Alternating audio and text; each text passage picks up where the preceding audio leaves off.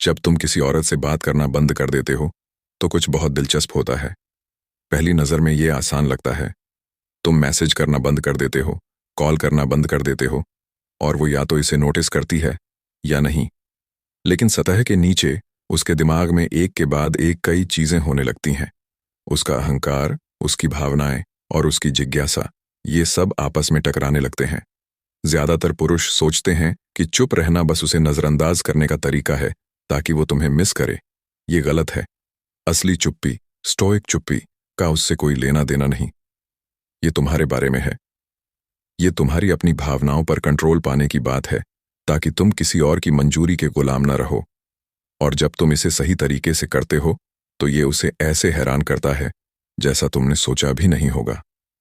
तो जब तुम पीछे हटते हो तो असल में होता क्या है? क्या वो चुपके से तुम्हारा ध्यान खोने का अफसोस करती है? क्या वो गुस्सा होती है? क्या वो तुम्हें मिस करती है? सच तो ये है कि ये कभी सिर्फ एक प्रतिक्रिया नहीं होती। ये एक पूरी प्रक्रिया है, एक के बाद एक कई चरण, जो वो तब महसूस करती है जब वो आदमी जिसे वो सोचती थी कि हमेशा रहेगा, अचानक गायब हो जाता है। जब तुम उससे बात करना बंद करते हो तो तुम उसका वो पैटर्न तोड़ देते हो जो उसे अटूट लगता था। ज्यादातर औरतें, चाहे वो माने या ना माने, इस बात की आदी हो जाती हैं कि कोई उनका पीछा करेगा। जब वो दूरी बनाती है तो वो उम्मीद करती हैं कि पुरुष उस दूरी को पाटने की कोशिश करेंगे। वो सफाई, माफी या कम से कम उनका ध्यान पाने की बेताब कोशिशों की उम्मीद करती है। लेकिन जब तुम चुप्पी चुनते हो, न कि गुस्से से बल्कि आत्मसम्मान से, तो तुम कुछ बहुत खास करते हो। तुम दिखाते हो कि तुम्हारा सुकून उसकी प्रतिक्रिया पर निर्भर नहीं। पहला चरण, अहंकार की पुष्टि। पहले पहल वो शायद जीत का एहसास करे। वो सोचती है, वो दुखी है, वो इसे बर्दाश्त नहीं कर पा रहा। मैं जानती थी कि वो थोड़ा चुप रहेगा, लेकिन वो वापस आएगा। उसका अहंकार एक कहानी बनाता है ताकि वो अपने आप को सहज रख सके। वो सोचती है कि सारी ताकत अब भी उसके पास है। यही वो पल है जहां ज्यादातर पुरुष टूट जाते हैं। उन्हें बर्दाश्त नहीं होता कि उनकी गलत समझा जा रहा है। वो सफाई देना चाहते हैं, ये साबित करना चाहते हैं कि वो कमजोर नहीं है, या बताना चाहते हैं कि असल में क्या हो रहा है। लेकिन जैसे ही तुम अपनी चुप्पी तोड़ते हो, तुम उसकी बनाई कहानी को सच साबित कर देते हो। स्टोइक दर्शन इस इच्छा के खिलाफ चेतावनी देता है। मार्कस ऑरेलियस ने कहा था, अगर कोई मुझे तुच्छ समझता है तो ये उसकी समस्या है। मेरा काम सिर्फ ये है कि मैं कुछ भी गलत ना करूं। दूसरे शब्दों में, उसे जो सोचना है सोचने दे। तुम्हारा काम है अपनी राह को साफ और मजबूत रखना। दूसरा चरण, जिज्ञासा का आना। जब तुम्हारी चुप्पी बनी रहती है तो कुछ बदलता है। कुछ दिन बीतते हैं, शायद 1-2 हफ्ते। वो कहानी जो उसने अपने लिए बनाई थी अब उतनी पक्की नहीं लगती। वो वापस क्यों नहीं आया? क्या वो मुझसे पूरी तरह उबर गया? क्या मैंने उसे गलत समझा?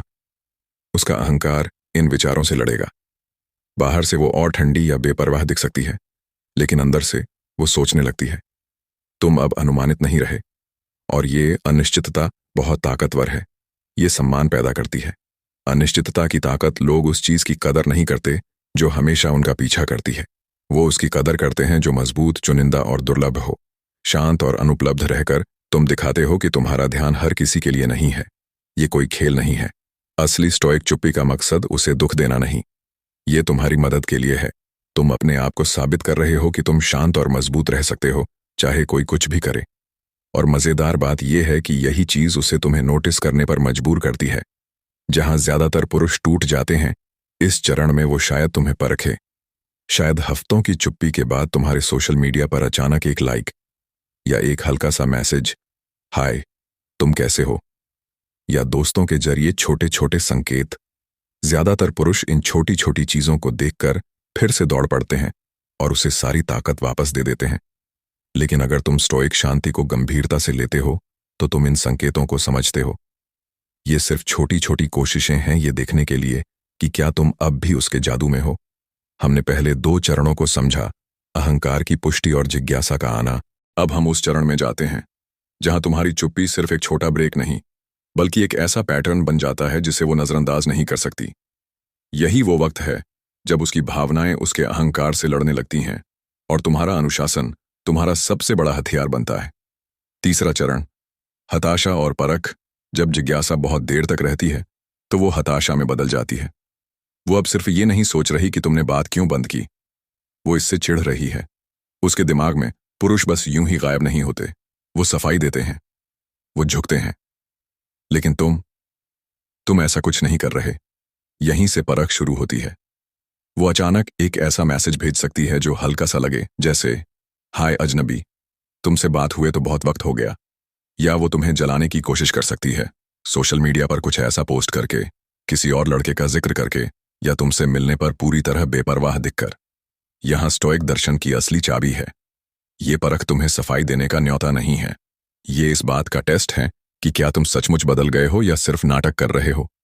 अगर तुम भावनात्मक रूप से जवाब देते हो तो वो समझ जाती है कि उसके पास अब भी कंट्रोल है।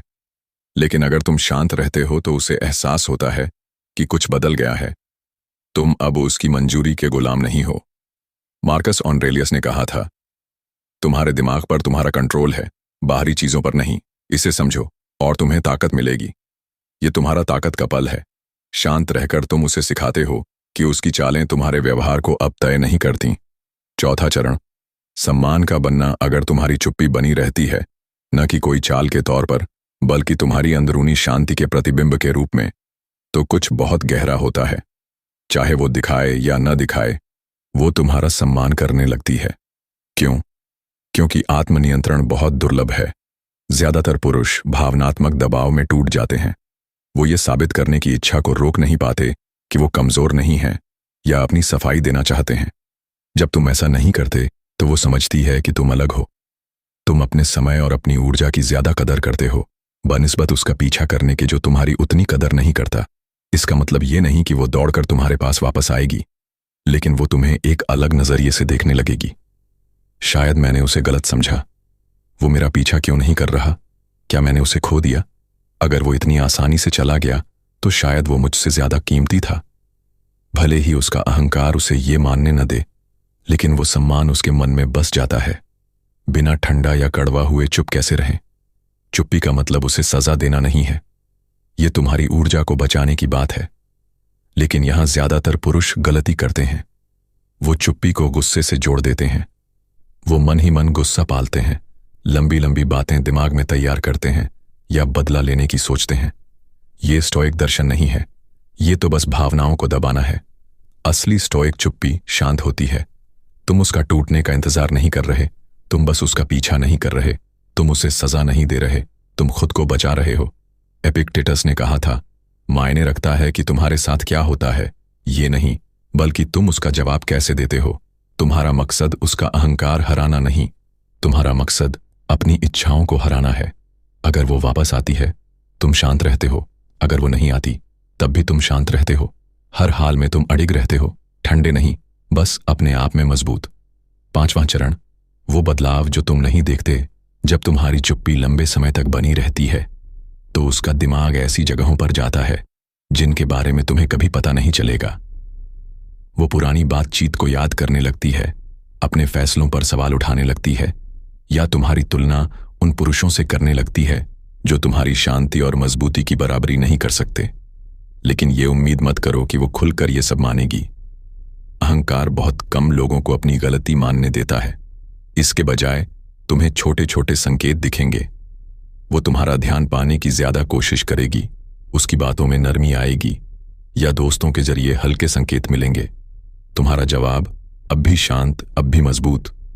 ये उसे हमेशा के लिए नजरअंदाज करने की बात नहीं, ये बेताबी से काम न करने की बात है। अगर वो सचमुच फिर से जुड़ना चाहती है तो वो इसे साफ तौर पर दिखाएगी, और अगर वो ऐसा नहीं करती तो तुम्हारी चुप्पी ने पहले ही अपना काम कर दिया।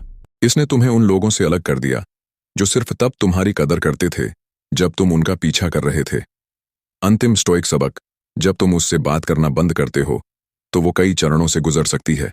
अहंकार, जिज्ञासा, हताशा और यहां तक कि सम्मान। लेकिन तुम्हारा काम उसकी भावनाओं को संभालना नहीं, तुम्हारा काम अपनी भावनाओं को संभालना है। आखिर में चुप्पी कोई चाल नहीं, ये एक शीशा है। ये दिखाता है कि रिश्ते की असल में कदर कौन करता है और कौन सिर्फ कंट्रोल का मजा ले रहा है। मजबूत रहकर तुम जान पड़ता है कि वो असल में कैसी है, और इससे भी ज्यादा जरूरी, तुम जान पड़ता है कि तुम असल में कौन हो। जैसा सेनेका ने कहा था, जो हिम्मत वाला है वही आजाद है। जब तुम उसे खोने का डर छोड़ देते हो तो तुम आखिरकार आजाद हो जाते हो। उसे या किसी और को बिना मिन्नत, पीछा या अपनी इज्जत दांव पर लगाए आकर्षित करने के लिए?